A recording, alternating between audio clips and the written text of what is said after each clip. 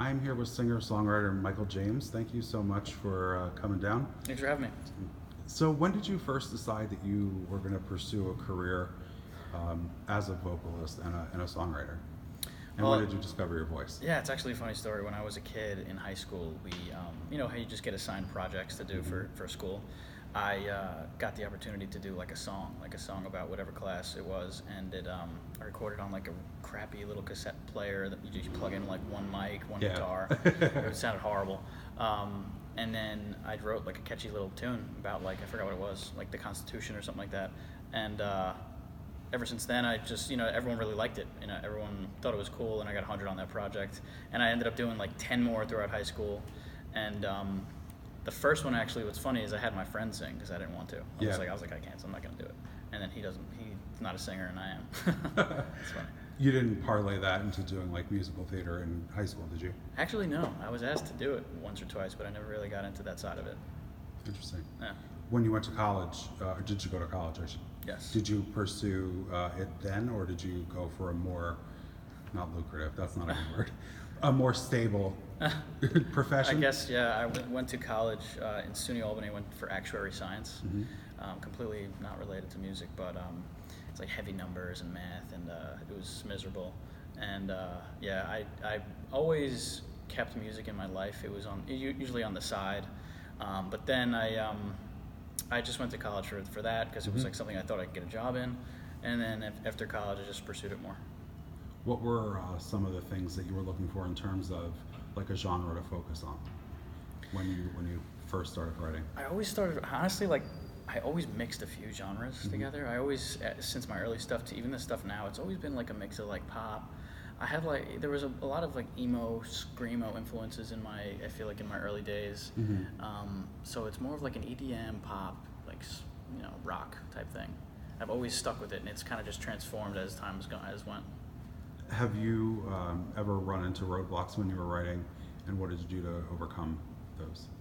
I think the answer is no, because I never actually sat.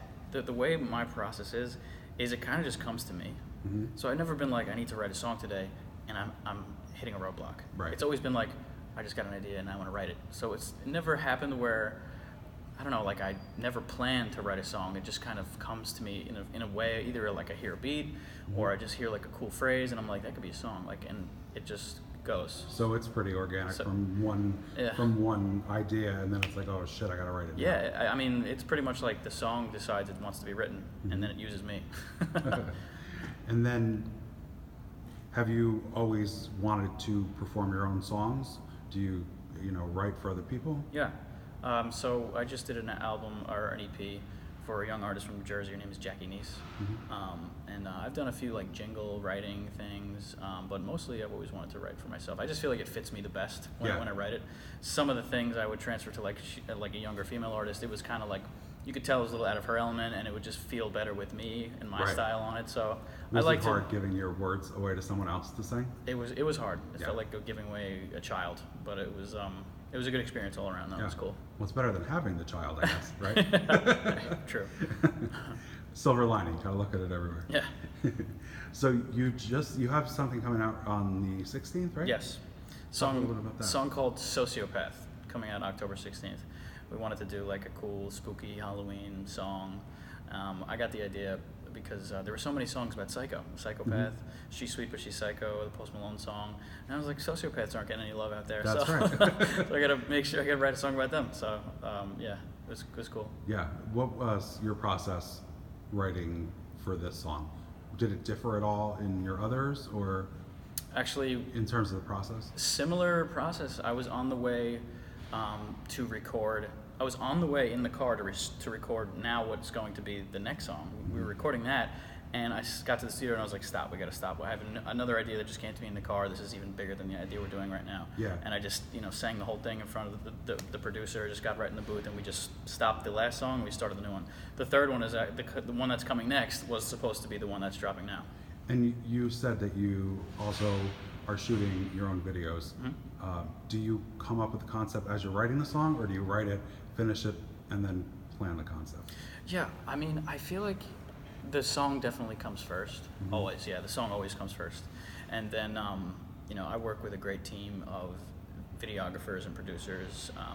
So I bring the idea to them. I'm like, listen, this is how I feel. I'm picturing this, and then they help me kind of bring it to life. I don't do the shooting. I do all of the creative direction. Okay. And I have the vision. I have the idea. It's like in song form and then in visual form. What has been the most challenging part for you filming these videos? Is it been like, oh crap, I gotta remember the words and also act cool and do because you're almost acting in a sense in the video. Yeah, so the hardest part, I guess, the acting part it's always been pretty natural for me. I guess just the organization of the whole project, that's kind of like new to me. I've become somewhat of a creative director, project manager of my own projects, and even like the other artists I work with, just naturally, I'm like, we need a cool location, we need cool actors and actresses, we need cool props. Like that part of it is like the work part, and then being there shooting, that's the fun part. That's not hard for me.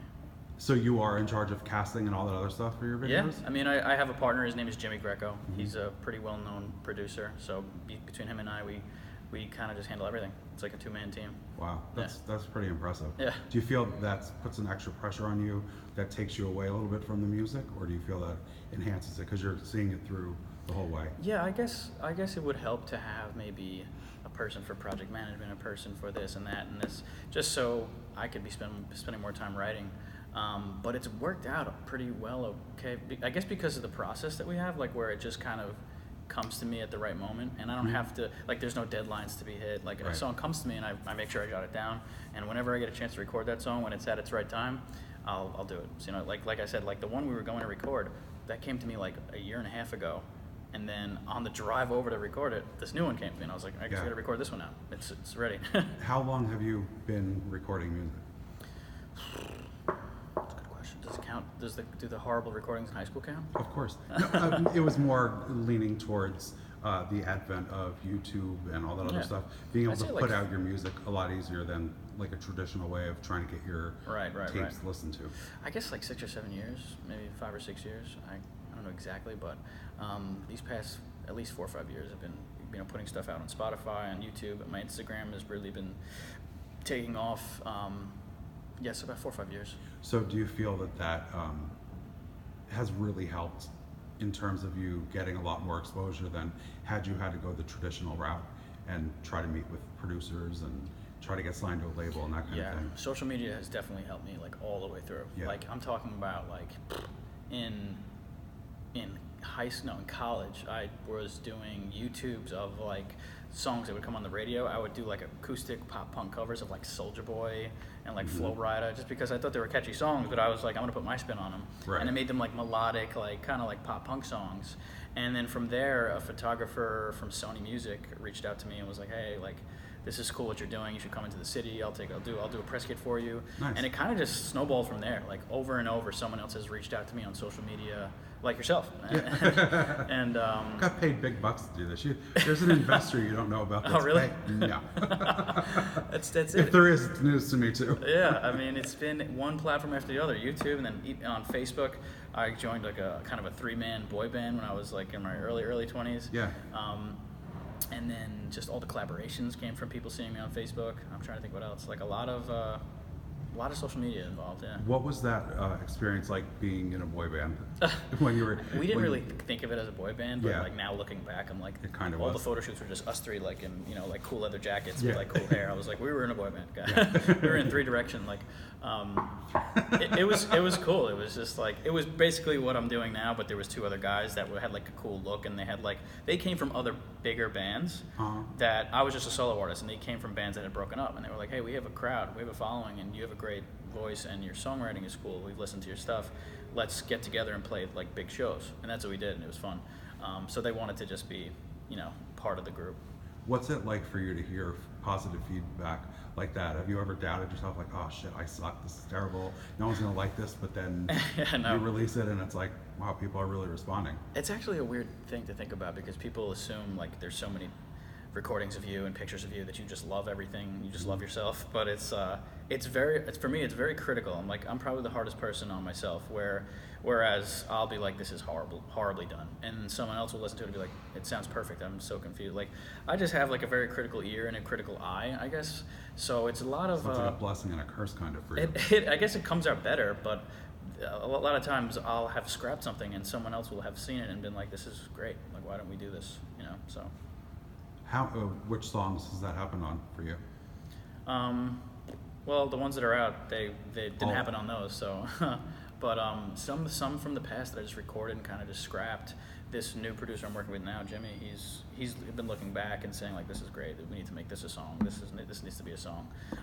And even takes a video, like video footage, where it's really like to someone else's eye, I look great in the shot, or Right. like the shot itself looks like the scenery looks great, but I'm like just not happy with it.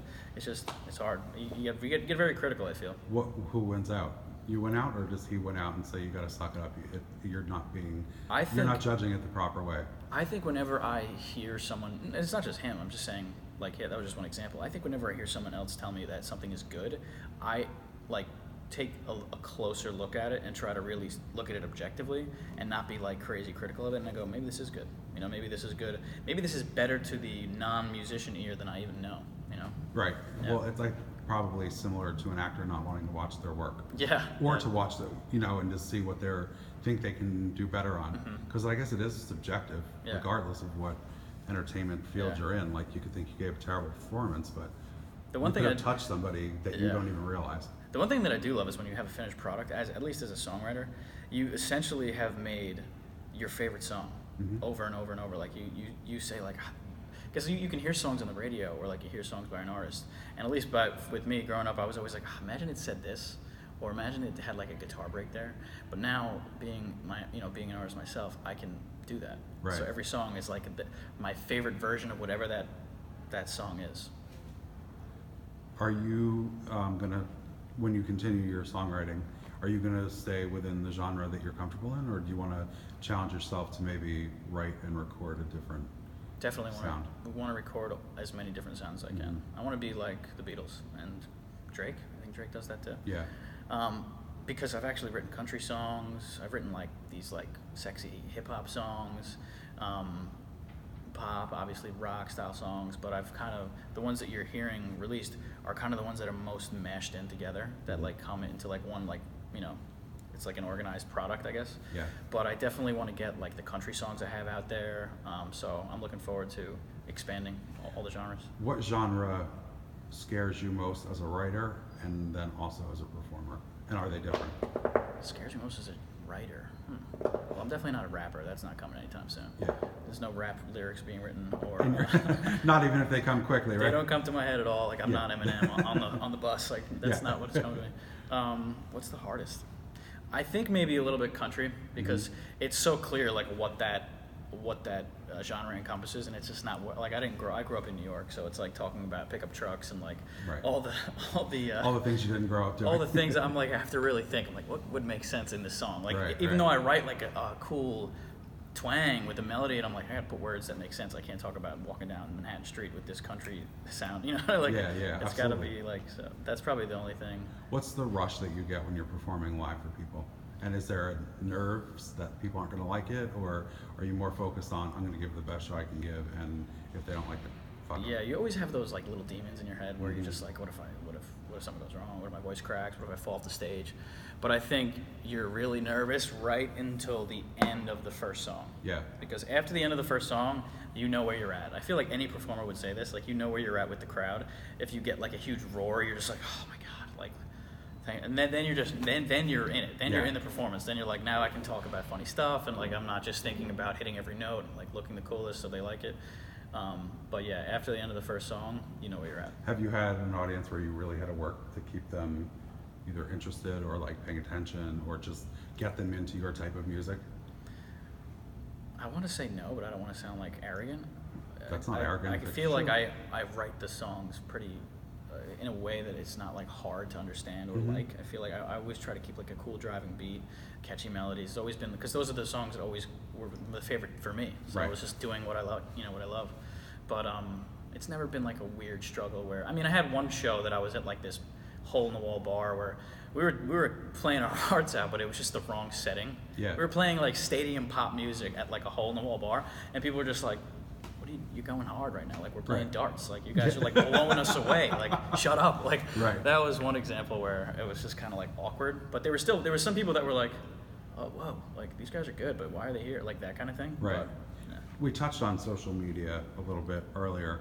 Do you feel a constant pressure to be putting out stuff like weekly or every month, or dropping new singles because of the immediacy that people now have with artists? Yeah, I definitely get that.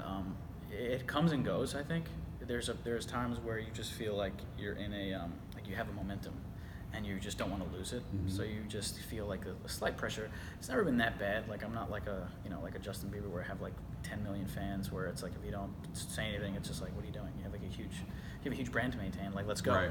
It's just like, but I do feel like when something's coming out, or like if you do post something and you get a great reaction, it ignites like I want to do more. Mm-hmm. And then it's almost like you put the pressure on yourself because you want it to keep going and you want to build your own momentum. Yeah. But sometimes I'll just take like a month off in the summer where I'm just actually enjoying my life in the real world, and it's not that bad. Yeah. How dare you have a real life? I know you're not You posting have a everything pop you do. star or slash whatever genre you consider yourself. I mean, you mentioned so many which I think is obviously good because you can pit your music into different spots. There's nothing I love fit it more than everywhere. like mixing genres. Like I think it's so cool. Like when I'm trying to think of like an example. Like even when this band Florida Georgia Line came out with Nelly, Nelly was kind of like, you could tell he had like a big, like the country grammar influence was there. They just really mixed like this pop anthem, hip hop, country, like, and they called it like bro country, like on Wikipedia. Right, and I was like, right. that's a new genre. That's amazing. Yeah. Even when pop punk became a thing, I remember like Green Day was like the first.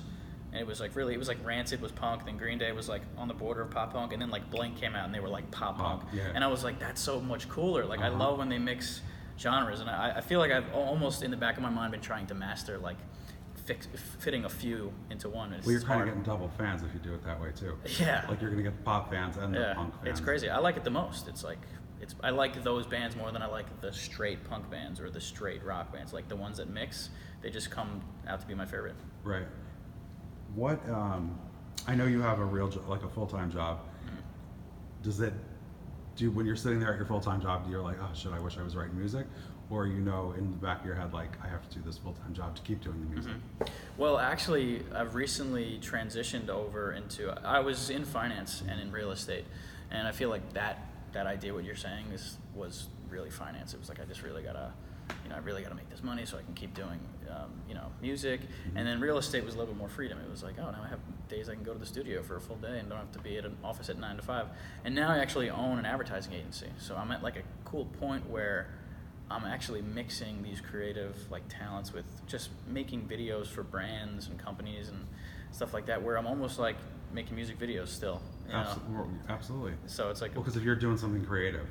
Yeah, like it's like if you were going to like you said like a finance job, like, oh my god, I want to shoot myself. I was in commercial lending. It's horrible. I was like, I don't care. I don't How wanna do this. exciting is that? You're thinking like, I could be like really giving my gift to the world and like I was putting looking out my to get- talent, and now I'm sitting here like in a certain time. It's I think it's a struggle that it sounds so first world that like nobody talks about it, but Right. like within my circle, we would always talk about like this should be out there. Like people should talk about, because I feel like it's so common that there's an artist that's a great painter or a great writer, a great poet, a great singer, whatever, an actor, and you have like financial obligations. So like and then like trying to juggle those two things for so long is like so tiring, and then they give up, and it's like that's a big, I think, thing that no one really talks about. Or they should have like the people that have made it should be teaching classes like this is how you get out of this. Right.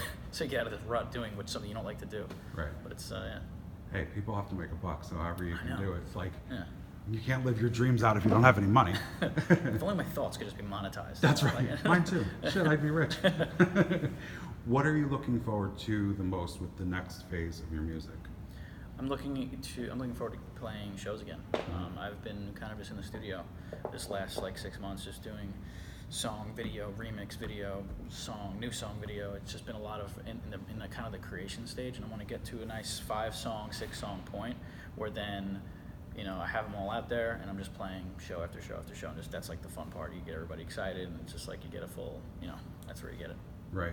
Where are you most comfortable playing those shows? And like, I know we've talked about a little bit about performing in a bar, but like what size of venue? Like here in the city, like Mercury Lounge, that kind of thing? Yeah, I like Cutting bigger. room. I like bigger the better. Bigger than the better, yeah? Just because like when you're up on a stage and you're in a huge like stadium with like a crowd, the crowd is like almost not there. Like you're just with your people on stage, Yeah. just doing your thing, but there happens to be cameras on you and a lot of people watching. But when you're doing a small show and it's very intimate, Get in your head a little? it's a little bit like, I wonder if like you notice everything, like this guy sneezed, this guy, like this person just right. walked away, like someone's checking their phone, like I wonder if they're into that. Like there's just a lot, it's just so much closer.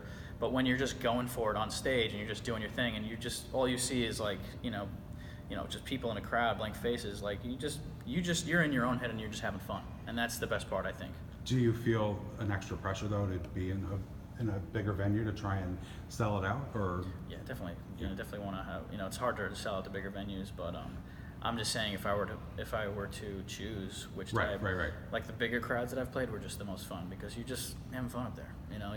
You hear like all the screams. You hear the roar and the excitement in the crowd. Feel the energy with a big crowd in a big place. Oh, it's totally, what you're saying is totally relatable and understandable, that you're like, oh, you're focusing on this lady unwrapping her candy. Why is she not paying attention? Like, what the hell is she doing? You just don't know what's going on. They Listen to could me, be I'm up thoroughly here doing enjoying it, but you see everything like right in front of you. Right, It's like so small and intimate that I don't want to see that. I just And want then to you gotta get out of your own head. It's like, oh shit, I'm here. I end up looking performing. above the crowd, just like right above, because I don't want to like see what's happening. And then you get a reputation for being high all the time. You're like, what the fuck is he looking at? He's just looking at the sky. Yeah, he doesn't see anything. That's great.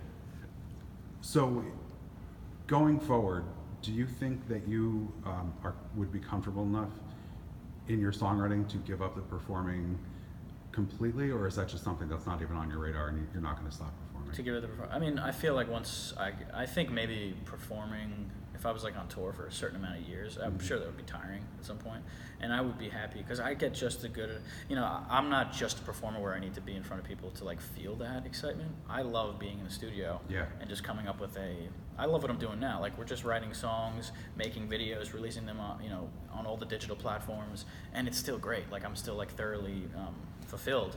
So if there was a point where I had to just do writing for myself but not perform, or writing for another artist, I think I'd still be just as happy. Which of your songs has been the most popular? Recently, I would have to say "Come Get Lost" had a real good response. It actually got onto mainstream radio and it played nationally. So it was. What was that like for you to be on the radio? Oh my God, it was like surreal. Like I don't even know. It was over the summer. It was like from June to, it was like a 10-week campaign. It hit like, it of course didn't play in New York because, New York's like very competitive. Yeah. Oh, but it nice. played in like Florida, Texas, like all the other big states, and it played like right around prime time. So it was just crazy to see like Avicii and then my name. Did you have to go do promo and stuff while it was dropping on the radio, or? A few DJs requested me saying like, "Hey, this is Mikel James. You're listening to WBAB." Like that. That was really it. Like a few. There wasn't a lot of that. I'm sure if you're like already super huge, they need that from you, or they want it more at least. Yeah. But yeah, that was just insane. Like I still can't even believe that it happened because it just, it was just it happened so fast. It was just like, wow, my song is playing on the radio. You always think about it. One day maybe I'll play, and it happened, and it was just like, wow, it's crazy. Do you feel that you will keep your hand in the marketing and the publicity end of things as much as you have, or do you have people that you trust to do what you think needs to be done? As of right now, no, I think I'm going to be the one doing it. Yeah. If there were a team that were to come to me and they're like, yeah, we just did Taylor Swift's campaign, we're going to take over yours, I'd be like, all right. Right. But, Yeah. like, take it away. Yeah. but I I'd guess be hard pressed to get a no for that, right? they're like, we just did a huge artist social media campaigns and all that. I would just let them do it because I know what I've actually just taught myself. Really, I don't have any training in advertising or marketing or digital media, anything like that. Like I said, I came from finance. I was just good with numbers. But I've always had like an interest in it, and it's always been fun. And so far, I've been pretty good at it, I guess, just by being able to find people to find me. But yeah, if that would be great. That's one of the things you were talking about earlier. Yeah. If I could find somebody to get that off my plate, that'd be great. Yeah. Because it's very time consuming. Music is extremely important to people in their lives, whether it heals them from some sort of like traumatic experience or just gets them through the day. What is that like for you as an artist? Do you feel a responsibility to write in that vein, or do you like to keep things fresh and fun and like, let's have a good time? Which also is extremely important because I think getting it's the people out most, of that funk. I think it's the most rewarding part, no matter what Yeah. kind of emotion you evoke. If it's any emotion, I feel like it's hard to explain. It's like it's almost like the what's the word, like the thrill of like falling in love Mhm. and being like super excited that someone has like this feeling, but it's like times 1,000 because Yeah. you're getting an emotion out of a lot of people at one time, so it's like a crazy thing to think about. But I mean, when I hear someone say like, your voice was so soothing, or like this song actually got me really, at first when I first started hearing that, I was like, really? Like, that's Yeah. I don't know, it was that relatable, like it's kind of crazy to understand that everyone's pretty much the same. Music like, is powerful too. the music is powerful, and a lot of people, we live similar lives, as different as everyone may think we are. I think it's not the case. Right. Which, I completely lost my train of thought.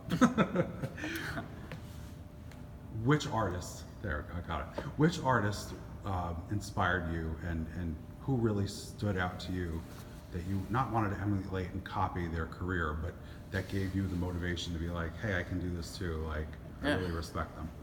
Yeah, I mean, that's a good question. I mean, as a Since kid, I stumbled over it, yeah, that was great. as a kid, I mean, I think the first people that really got me excited, like, were those those pop punk bands back in the day, like the Blinks, like something about that attitude, like that, just like that style of angst, and just kind of like being like, just it was kind of just like a party Yeah. type, feel like carefree, like party, like almost rebellious, but it was just it was very positive too. It wasn't like hard Right. or like dark. It was like a very positive, happy, fun vibe. So I definitely like got my first like kick from like bands like Blink, All American Rejects, like Newfound Glory, Yellow Card, like those fun pop punk bands. As far as solo artists, I'm a huge fan of like John Mayer. He's just crazy songwriter, Yeah. crazy guitarist, everything. He's amazing. Bieber's actually a good one too. I know like people His music's gotten, have like their mixed feelings on Bieber, but I Yeah. feel like what people are missing is granted you like his genre of music or not, he's from like, what was he, like 7? And he could play Yeah. like the drums, the piano, the guitar, and he could sing. Right. Like he was on natural auto-tune, and he was like 8 on YouTube. I was like, what? Like no Right. one really recognizes that, and I feel like it's not that common. I feel like it kind of became okay to like him once Believe came out, that Yeah, album. because he went into this It's like- bubblegum pop, this Yeah. direction, and then everyone was just hating on him. But I saw through it. I was like, you don't know what he can do. Like, Yeah. I watched his stuff, and then finally, when he came out with like when Skrillex and Diplo came together and did the "Sorry, What Do You Mean," Mm-hmm. then everyone noticed, and I was like, finally, I wanted him to get that recognition. The bad part of that story, obviously, is he was thrust into the spotlight, people chasing him, going crazy, and like developmental health issues. Do you ever worry about something like that happening if you get to a level where you are as big as he is? It's funny because I just had this conversation with a family member like last week. I think I'm at an age where I think I'm ready because Right. I'm Yeah, not 'cause he too was young. young. Yeah, when I was a kid, people would always, I was actually more, I wanted to get bigger, faster and everyone kind of said like, don't worry, you don't want to be like Macaulay Culkin. That was like the example. There was no like Bieber example back then, but it was always like, not too much, not too fast. Right. And my parents, played a part in keeping me like grounded. It was, even though like, I'm not like a huge star, like on a smaller level, it is still a lot of attention to, because you don't realize how much music really, like you said before, like moves people and how they get so excited about it. So at a young age, it's like, whoa, what's going on? Like, why is everyone calling me? Yeah. Yeah, I think if something were to happen now where I would go on like a global tour or something like that, I'd definitely be ready. Like I'm stable. What was it like the first time you got recognized by somebody who saw your videos or likes your music and you just happened to be out and about? It was amazing. I think the first thing it was actually, I was copied on YouTube. The very first thing I was copied on YouTube, and it was this group like in Canada or something like that, and they copied like my #1 cover, but they copied it in such a horrible way. They were like, "This is our best song. Like, thanks for coming out. Oh, like man. our fans love this one the most." And one of my friends sent it to me like, look at this, and they were really milking it, and it was like down to like the everything that I did in the video they did, and then it was cool because my friends and like my new friends and fans they just bashed this group all over YouTube. They're like, this is not yours, like, and they all tagged my YouTube channel, and they were like, so they sent me like an email like, so sorry, like we copied it because we loved it so much. But I was like, yeah, right, you copied it. I was like, but yeah, it was just, that was like a eye opener. I was like, wow, like this group in Canada, like, Right. how the hell did they hear me, Right. So So October 16th, that's the drop date. It's the drop date. So we're looking forward to that. And Song, video. It's gonna be on all the major digital distributions, Spotify, iTunes, all that. and we will link everything here in the body of the interview. Thank you so much, Michael, for taking time to come down here and do this interview. It's been a Thank you so pleasure. much for having me. And I hope to do it again. Me too. Thanks.